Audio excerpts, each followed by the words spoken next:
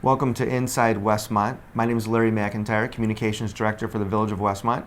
And today we're with Trustee Jim Addington. Thanks so much for joining us. You're welcome. Thank you for having me. And, it's always fun to attend a village board meeting, and it's the middle of winter and it's freezing. And in your report, you will sometimes say, it's never too early to talk about barbecue. Right. And it never is. It never is. And that's because planning of our Red, White, and Barbecue event is a year-long activity. It is. With the amount of logistics and the number of teams and the music and a lot of other things, it's just constant planning. Absolutely. And Jim, you were one of the founders of the event and on the ground floor 9 years ago. 9 years ago. Yeah. So This will be our ninth year this year. We've grown into one of the premier events in the state of Illinois as far as number of teams and the quality of the event. So it's been exciting and fun to watch this thing grow from the first year. And it's always easy to put on your calendar because it's always Memorial Day weekend. Memorial Day weekend, right. And so regardless of the date changes every year, but it's always Memorial Day weekend, Right. Friday, Saturday, and Sunday. Right.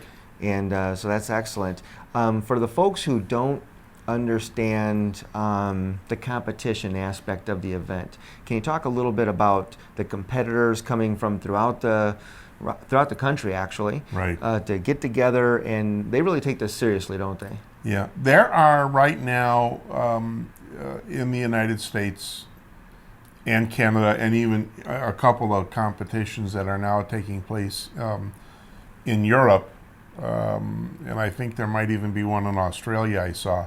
But there's around 1,500 of these competitions now, and there are teams that come from everywhere. We have drawn these last couple of years, since we've got a little bit bigger, from usually anywhere from 7 to 8, 9 different states for our competitions. We've had people that have come all the way from Colorado. We had a team last year that came up from Louisiana. Of course, we get a lot of the locals. We get Iowa, we get Wisconsin, we get Indiana, we get Michigan, and of course a lot of Illinois. We've had teams that have come up from Tennessee and Kentucky, and their love is barbecue, and that's why they come and they compete and they cook. And teams cook 4 meats in competition. They cook chicken, they cook ribs, pork shoulder or pork butt, and beef brisket. And you have to cook those 4 meats in competition. They compete for prizes and money. And some of these teams cook 2, 3 times, maybe even 4 times a month in the summertime. Some teams don't cook quite that much. Some cook only once or twice a year. They're all different. We have a couple of local teams that are from right here in Westmont. One of them is a national champion. We have Cancer Sucks, which is Scotty Johnson. And he has a foundation that's dedicated to cancer because he lost his wife to cancer. But we have other local Westmont teams that compete. Plus, we get teams from Downers Grove, and then, like I said, we get teams from other parts of the country. It's amazing to me every year the amount of travel and the number of teams that come. We're very fortunate here because we probably have right now at least a half a dozen of what I would call national teams that get national recognition and are in a lot of contests and are upscale. So we have, like I said, we have some true backyarders, but we also have some really national teams that come to our competition every year. You know, all this talking about barbecue is making me a little bit hungry. I was wondering, how do you become a judge? Oh, good question. Well, we run a school every year.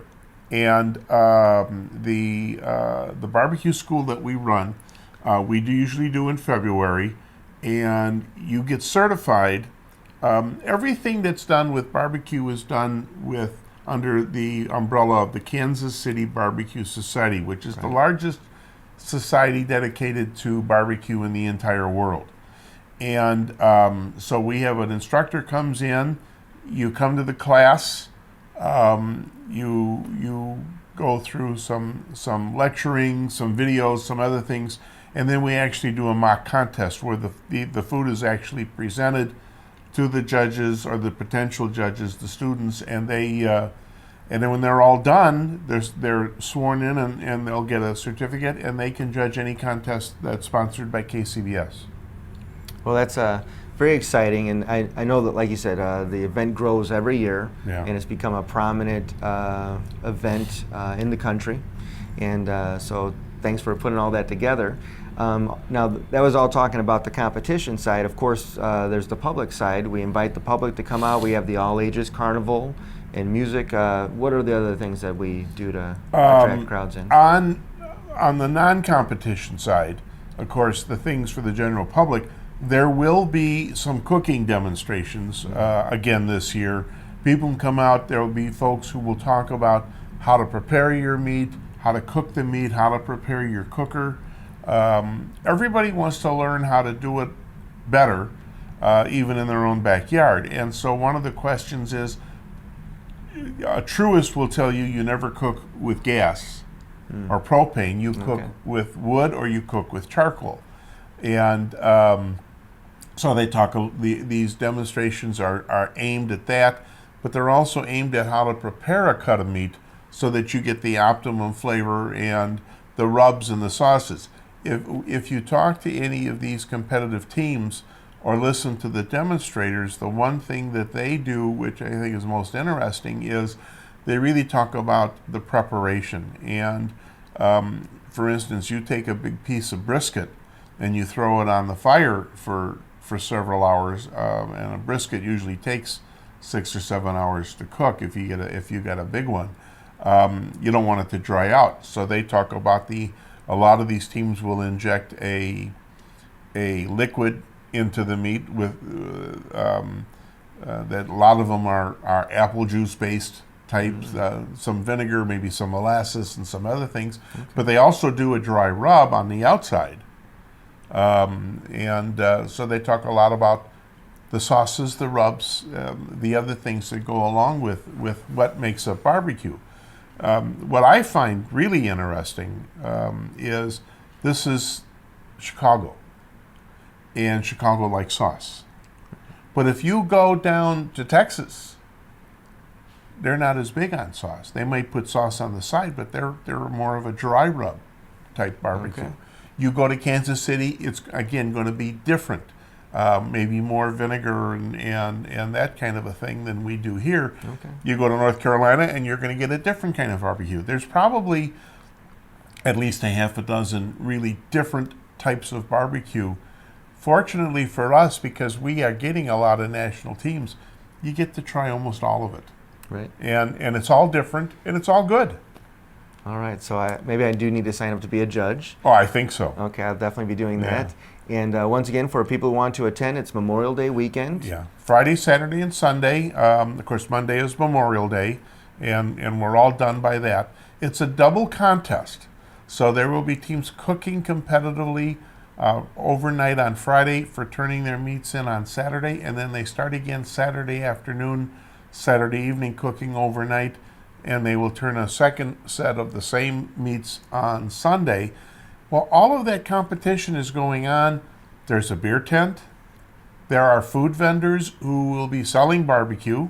You can't come out and smell 50 or 60 or 70 teams cooking barbecue and not get hungry. Gotta try some of it. Exactly. So we'll have 3 or 4 barbecue vendors. We'll probably have a pizza vendor. There'll be some other people. We have a lady who comes every year who does crab cakes. And they're excellent, and those again are all the positive things that you can get involved with. But we have the vendors, we have the beer tent, we have a lot of barbecue crafters, if you will, stores that come out that they sell aprons, they sell utensils, they sell rubs, they sell sauces, they sell all kinds of things. So you also can talk with those folks and meet some of them and buy some of the sauces and the rubs and things to use at home. So there's something really for everybody. And like I said, we have the demonstrations. We have some great music. There's music. There's bands that play every night, and I'm not sure at this point of exactly what the schedule is, but usually there's a more of a name band, in sometime on Friday and Saturday, and then maybe more local bands that come out that kick off the evenings and on Sunday. But Carnival and the festival is open. Starts at Friday around 4 o'clock, goes till about 10:30. One of the things with the Kansas City Barbecue Society is when the teams are cooking, you kind of have to shut everything down. It's what they call quiet time. Because a lot of your teams cook what they call low and slow, which means that they never really get their cookers and their smokers up above around 225 degrees. And for instance, the pork shoulder and the brisket, they'll just cook it all night, low and slow. And so because they're up at night cooking, they don't want any of the other distractions of the carnival noise or the beer tent or the other things. So at 10:30 we shut down. We start again around noon on Saturday and again noon on Sunday. And they go till about 10:30 on Saturday night and about 9:30 on Sunday night. And it is a lot of fun. People will have a good time. If we have the weather like we had last year, it'll be another very successful event. We already have, by the way, I think as of earlier, beginning of this week, we had 30, almost 40 teams in for the competition side. Last year we had 70, so we're getting very close to that number with 2.5 months to go. And I think I've got about a dozen amateurs already in for the Saturday rib contest. That's something we didn't mention. We have the Saturday rib contest, which is a backyard amateur contest. You come out with your Weber, you come out with your cooker, and all you're going to cook is ribs. And that's a separate contest for the amateurs, people who want to learn. We've got 2 teams that cook in the main competition that started in the amateur competition. Okay. And they both were winners at the amateur competition, and they decided if they could win that, then it was time to move up and cook with the big boys. Well, sounds like a lot of fun. And if people need more information, they can go to the website, westmontbbq.com. Right. And Jim, thanks so much for joining us today. Oh, thank you very much. Thanks for having me, and please come out. It's free. There's no admission charge. There's no parking charge. So, that's the key word. Unless you want to buy some barbecue food or something else, there's no cost to you to come out and enjoy and talk with some of these. I will tell you, talking with these cooks can be a lot of fun. They'll share secrets up to a point. Up to a point. Up to a point. All right. Thanks again. Thank you.